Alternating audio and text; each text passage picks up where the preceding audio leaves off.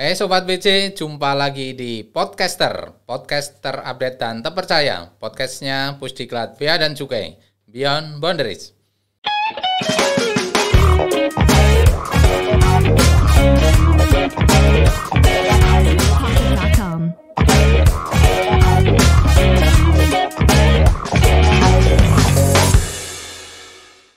Sobat BC, apapun di dunia ini berpasang-pasangan ya. Ada laki-laki, ada perempuan, ada siang, ada malam. Berbicara kaitannya dengan bea cukai, itu ada istilah bea masuk, ada istilah bea keluar.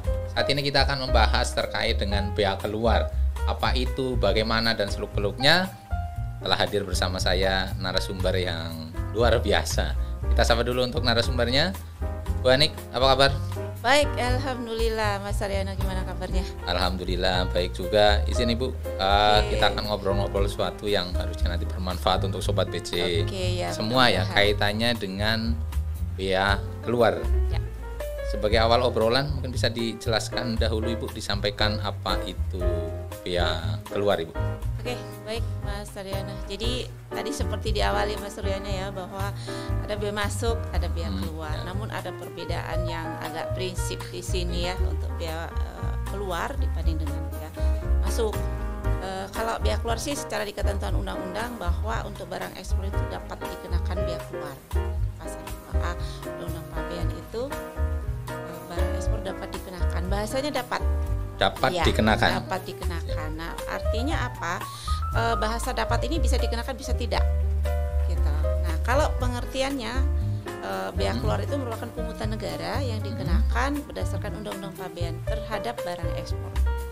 Pungutan oleh negara berdasarkan Undang-Undang Pabean. Berdasarkan Undang-Undang Pabean, siap. Terhadap barang ekspor ya. Terhadap barang ekspor. Ya. Nah, dan kembali lagi tadi dapat pengertian dapat itu artinya tidak semua barang ekspor. Tidak semua. Nanti kita kupas tuntas barang apa yang kena, barang apa yang tidak ya Bu. Nah, ya. Sebenarnya apa sih Bu ini tujuan gitu ya? Kenapa harus ada bea ekspor, bea keluar gitu Bang?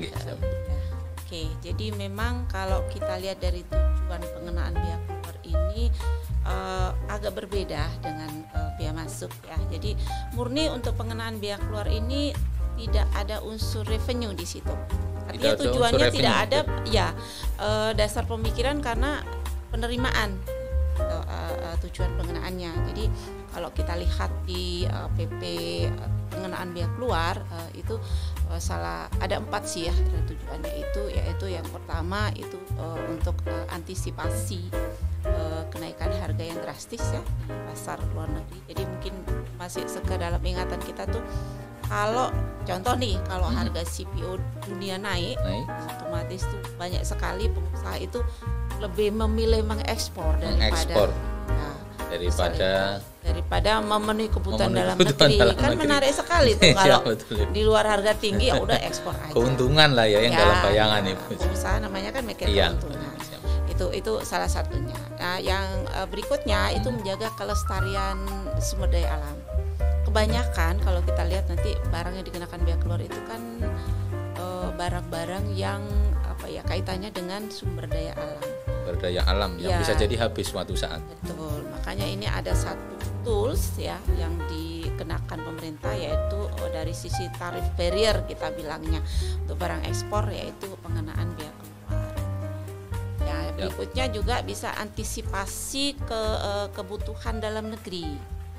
Jadi kebutuhan dalam negeri. Ya, jadi maksudnya gimana Ibu? Jadi barang-barang ini supaya tidak diekspor semua, artinya kan harus ada yang didistribusikan di dalam negeri. Memenuhi kebutuhan juga ya di dalam negeri. Betul. Jadi ini harus ada tools dari pemerintah untuk mencegah itu diekspor semua. Jadi harus dijamin kebutuhan dalam negeri. Siap Ibu. Tadi ya kalimat yang di depan dapat gitu ya. Bisa juga dikenakan, bisa juga tidak tadi Ibu. Nah, ini barang yang dikenakan bea keluar itu apa saja Ibu? Ada kriteria khusus barangkali ini? Kriteria sih enggak ya sebenarnya. Jadi kembali ke tujuan tadi. Ketujuannya. Ya, memang memang bukan revenue ya tujuannya. Jadi ada beberapa barang yang dikenakan biaya keluar itu lebih ke arah tadi itu untuk memenuhi kebutuhan dalam negeri, menjaga kelestarian alam. Makanya untuk barang-barang yang dikenakan BK ini memang tidak semua. Jadi kalau kita bicara impor ya, biaya masuk itu defaultnya semua barang impor itu dikenakan biaya masuk. Semua impor kena Semua biaya barang, masuk. barang Semua impor. barang Itu defaultnya. Walaupun nanti ada yang kena 0%, 5% itu masalah tarif. kebijakan tarif. Nah, kalau barang ekspor itu defaultnya itu tidak dikenakan biaya keluar. Defaultnya malah tidak Ya, makanya yang dikenakan biaya keluar itu hanya barang-barang tertentu saja.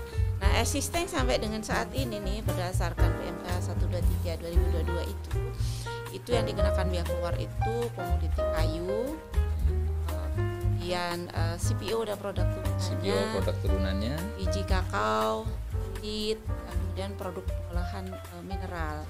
Dan itu pun ada kriteria-kriteria tertentu ya untuk komoditi ini. Tidak semua, misalnya saya bilang contohnya misal kayu gitu, olahan gitu ya satu ya. Untuk kayu itu kan tidak semua kayu ya. Tidak semua kayu Produk olahan ya yang bisa. Tidak semua.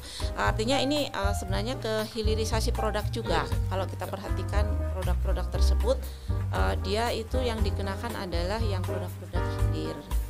Tadi komoditinya itu ya. Siap Ibu. Jadi sekali lagi karena memang itu bukan revenue, jadi memang tidak ada target gitu ya, tapi lebih ke tadi ya tujuannya. Betul. Ada kriteria dan lain-lain. Nah, ini kan ada yang dapat, ini contohnya. Berarti ada juga dong yang dikecualikan gitu, tidak dikenakan biaya keluar. Jadi pengertian dapat di situ sih lebih ke arah tidak semua barang tidak dikenakan. Semua barang. Nah, terhadap barang yang dikenakan tadi ya kayu dan seterusnya tadi itu ada yang saat ekspornya itu tidak dikenakan walaupun itu komoditi BK. Padahal komoditi tapi pada saat ekspor tidak dikenakan biaya keluar. Nah, itu pengecualian. Nah, itu karena juga, apa biasanya? Biasanya mungkin diekspor oleh misal museum, untuk kepentingan museum, untuk kepentingan barang contoh, untuk kepentingan misalnya barang itu barang impor. Jadi misalnya dulunya barang impor mau diekspor kembali ya itu juga tidak dikenakan. Atau barang yang diekspor tapi nanti tujuan diimpor kembali. Siap. Itu juga tidak dikenakan. Artinya dikecualikan dari pengenaan. Termasuk juga barang pindahan, untuk museum tadi udah ya. Atau perwakilan negara asing atau pejabat ya.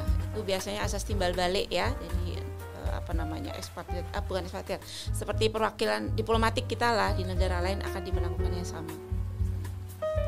Seperti itu. Baik, terima kasih Bu Hanik obrolan singkat tapi sudah cukup banyak mengupas tuntas mulai dari apa itu bea sampai dengan yang dikecualikan gitu. Ya, nanti kemudian mungkin kita perlu bahas detail komoditinya. Di pertemuan yang berikutnya kita akan bahas lebih detail lagi untuk yang ini biar sobat BC penasaran lagi. Oke, sekali lagi terima kasih Ibu. Sampai jumpa sama-sama di berikutnya Ibu. Baik sobat BC semua, demikian obrolan kita hari ini. Semoga bermanfaat untuk sobat BC. Sampai jumpa di podcaster selanjutnya.